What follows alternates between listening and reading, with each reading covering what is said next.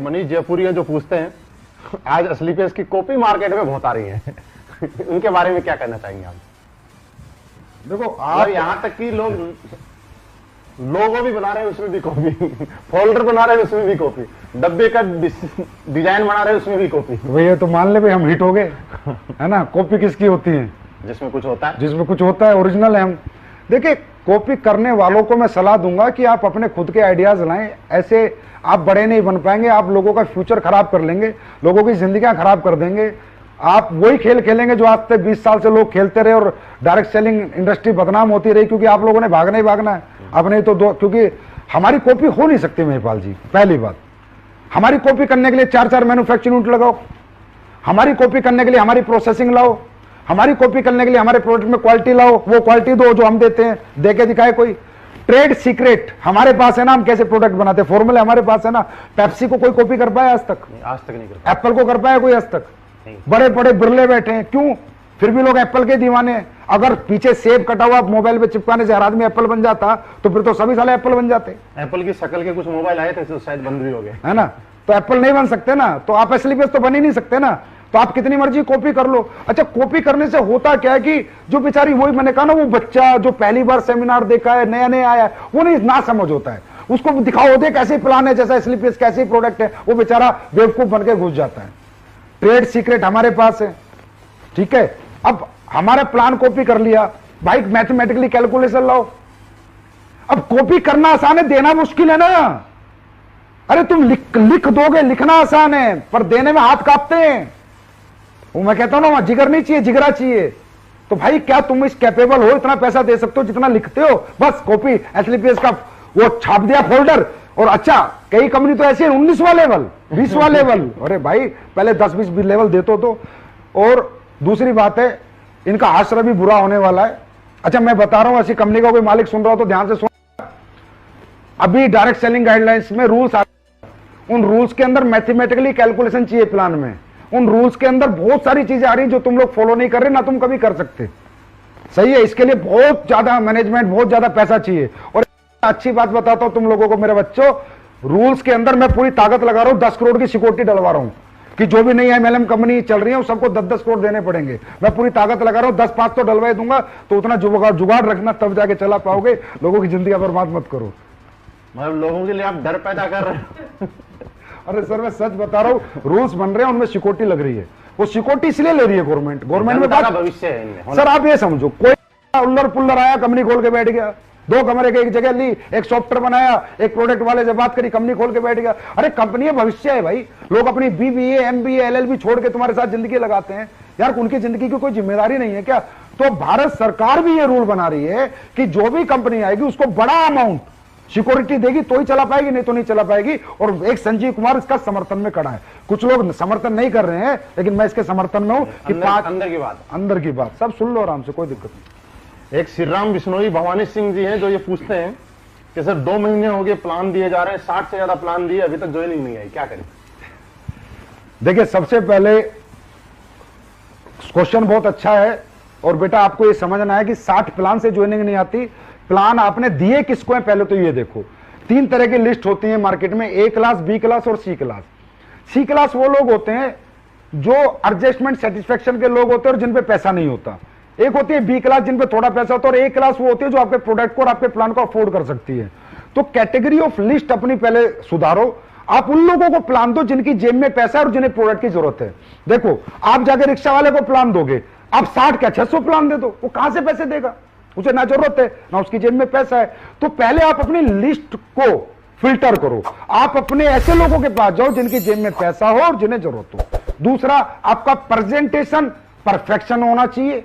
Objection के solution आपको आने चाहिए। एजुकेशन आपके पास प्रॉपर होनी चाहिए।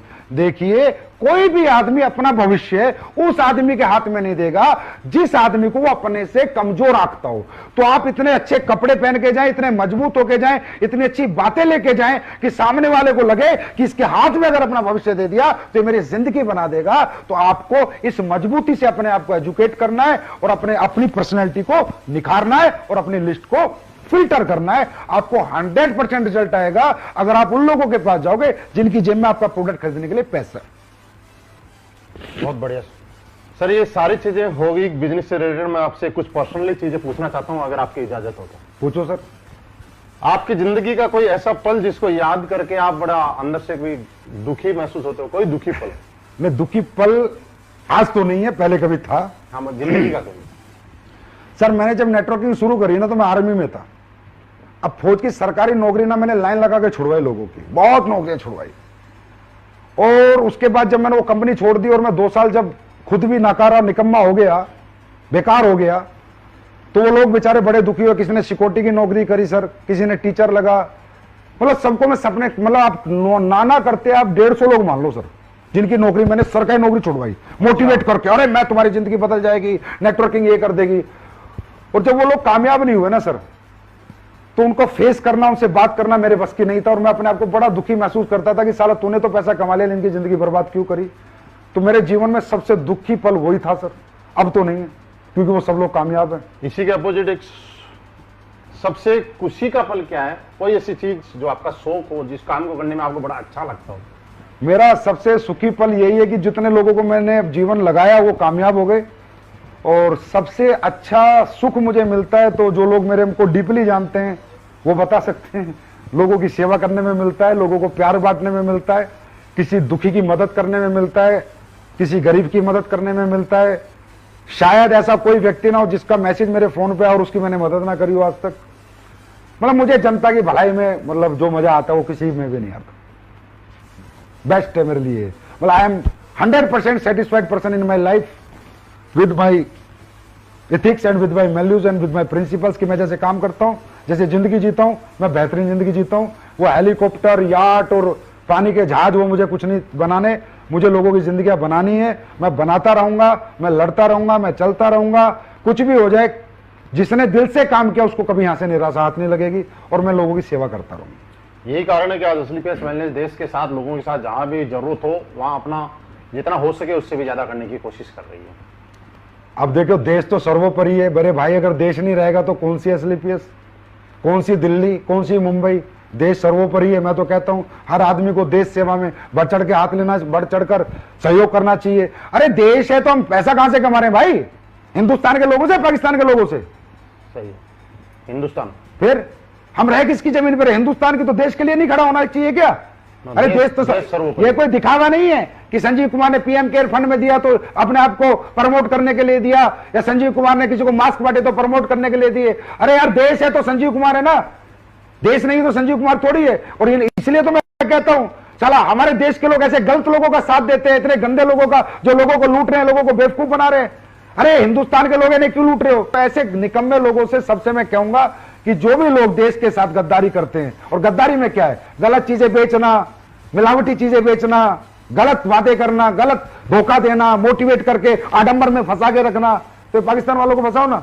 तो भाई देश तो सर्वोपरि है महिपाल जी, और मेरे लिए था, है और जीवन भर रहेगा। आज सर हिंदुस्तान में बहुत सारे लोग आपसे इंप्रेस हैं, आपसे प्रभावित हैं, आपकी गाइडलाइन के तहत चल के वो और बहुत अच्छी कामयाबी ले रहे हैं। लेकिन ये जानना चाहते हैं कि आज इस लेवल पे आने के बाद, और खुद ही इस लेवल पे नहीं, अपने साथ में इतने लोगों को इस लेवल पे लाने के बाद आपकी जिंदगी का कोई सैक्रिफाइस रहा होगा? कुछ छोड़ दो, टाइम भी हो गया। मतलब ये खास सवाल है लोगों के लिए, क्योंकि लोग, हर आदमी के सपने हैं, आगे बढ़ना चाहते हैं। देखिए वो जानना चाहते हैं कि कोई ऐसा सैक्रिफाइस जिसकी वजह से आज आप यहाँ पे अपने आप को मानते हैं। देखिए महिपाल जी, सैक्रिफाइस करे बिना आप सक्सेस नहीं हो सकते। बिल्कुल, सैक्रिफाइस बहुत इंपॉर्टेंट पार्ट होता है लाइफ का। मेरी लाइफ का सबसे बड़ा सैक्रिफाइस सर मेरा नहीं है, मेरे बीवी और बच्चों का है। मैं रियल बताऊं तो मेरा कोई सैक्रिफाइस नहीं है, सैक्रिफाइस उनका है। क्योंकि जब मैं स्लीपर्स वेलनेस को 9 नवंबर 2014 को बना रहा था तो मैं जयपुर रहता हूं। बेसिकली मेरा घर परिवार सब जयपुर रहता है। ओके। तो जयपुर में हमारे घर में ही मीटिंग चल रही थी, तो मैं मेरी वाइफ से बोला कि यार ऐसे ऐसे कंपनी बनानी है, लोगों का अपना भविष्य और लोगों का भविष्य, अपना भी भविष्य था, अपना भी लालच था, और लोगों का भविष्य के लिए एक अच्छी कंपनी बनानी है और उसको दुनिया की नंबर 1 कंपनी बनानी है, चलाना, मेहनत करनी है। तो मेरी वाइफ ने कहा ठीक है आप एग्जीक्यूट करो, खोल लो। तो मैंने मेरी वाइफ से कहा कि यार देख जयपुर में नहीं बात बनेगी, मैं कंपनी दिल्ली खोलूंगा। तो वो एकदम शॉक्ड हो गई, बोली आप दिल्ली क्यों खोलोगे? मैंने कहा यार अगर मैंने जयपुर में कंपनी खोली तो कहीं ना कहीं एक जिम्मेदार पति के नाते तेरे सारे काम करने पड़ेंगे, और जिम्मेदार पिता के नाते बच्चों की मीटिंग वीटिंग ये वो फलाना ढिमका जाना पड़ेगा। और ये कंपनी नहीं है, ये लोगों की लाइफ लाइन होती है। एमएलएम कंपनी नहीं होती, लोगों की जिंदगी होती है, क्योंकि लोग बहुत बड़े सपने लेकर सर यहाँ आते हैं, बहुत बड़ा भविष्य यहाँ देखते हैं। कंपनी की छोटी सी गलती पे उनका भविष्य खत्म हो सकता है। तो मैंने कहा मेरी वाइफ से, उसका नाम पूनम है, मैं पूनम या तो मैं ये काम शुरू नहीं करूंगा, करूंगा ना तो पूरा पागलपन से करूंगा, पूरा डेडिकेशन से करूंगा। मैं लोगों की जिंदगी से खिलवाड़ नहीं कर सकता। 2 साल चलाई बंद कर दी, 3 साल चलाई बंद कर दी और अपने ऊपर एक धब्बा लेके अपना जीवन नहीं जी सकता। मैं पूरी मेहनत करूंगा, बाकी भगवान जाने जो होगा। तो मेरी वाइफ ने कहा ओके, पहले तुम कहते थे जब तुमने नेटवर्किंग शुरू करी डार्लिंग 3 साल की बात है फिर पैसिव इनकम, अब 7 साल हो गए थे फिर बोलते डार्लिंग 3 साल की बात है पैसिव इनकम, अब उस टाइम पे हो गए थे महिपाल जी 2014 में मुझे 7 साल, सारा टाइम मिला के बोला अब पैसिव इनकम, अब तो साथ रहो, 7 साल से तो आप मेरे साथ नहीं हो। मैंने कहा बस 5-6 साल और दे दें फिर पैसिव इनकम, एक डेट और दे दी। तो उसके बाद से हमने कंपनी दिल्ली खोली, क्योंकि दिल्ली में ट्रांसपोर्टेशन अच्छा था, लोगों का रीच ऑफिस के लिए अच्छा था, सुविधाएं अच्छी थी। और उसके बाद ना मुझे दिन रात काम करने का मौका मिल गया। और मुझे ही नहीं, मेरे साथी जो डायरेक्टर है अमित जी और मामचंद जी, इनके 20 बच्चे भी छुड़वा दिए। मगर बेटा तुम भी अपने 20 बच्चे दूर रखो, 3 साल तक तो कोई 20 बच्चे लाएगा ही नहीं कम से कम। हर आदमी रात के 2-2 बजे तक काम करेगा, 4-4 बजे तक काम करेगा, दिन रात काम करेगा। बीवी को बोला अब जिम्मेदारी तुम संभालो, हम कंपनी संभालते हैं। तो थैंक्स टू ऐसा परिवार, ऐसे बीवी बच्चे भाई, जिसकी वजह से आज मैं दिल्ली में रहता हूं सर। महीने में 1 दिन अपने घर जाता हूं, पिछले 6 साल से ये हालत है, कभी कभी 3 महीने में जाता हूं। तो मैं तो थैंक यू करूंगा मेरी आप बहुत सारे लोगों ने अपना जिंदगी, अपना कैरियर एसटीपीएस वेलनेस के साथ लगा रखा है। एसटीपीएस वेलनेस के फाइटर के लिए कोई मैसेज देना चाहेंगे?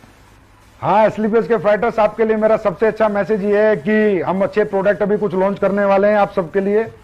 आप लोग दिल से, निष्ठा से, ईमानदारी से काम करें, अपने मन में नेगेटिव क्वेश्चन ना आने दें। इसलिए आज मैं आपके सामने बैठा हूं रूबरू, भाई नेगेटिव क्वेश्चन ना आने दें। अगर कोई भी नेगेटिव हो ना, कभी भी मुझसे पूछे, महिपाल सर से पूछे, किसी से भी पूछे, खुद को नेगेटिव ना होने दें, क्योंकि नेगेटिव आदमी पॉजिटिव जिंदगी नहीं जी सकता। शारीरिक दुख दे खुद को, शारीरिक खूब मेहनत करें, मानसिक सुख तभी मिलेगा। आप लोगों के पास जाते हैं, लोग आपके पास नहीं आते। एक बंदे का एक सवाल आया था कि सर लोग नहीं आते, मैं भी पढ़ रहा था, हम लोगों को समझाते भाई नहीं आएंगे।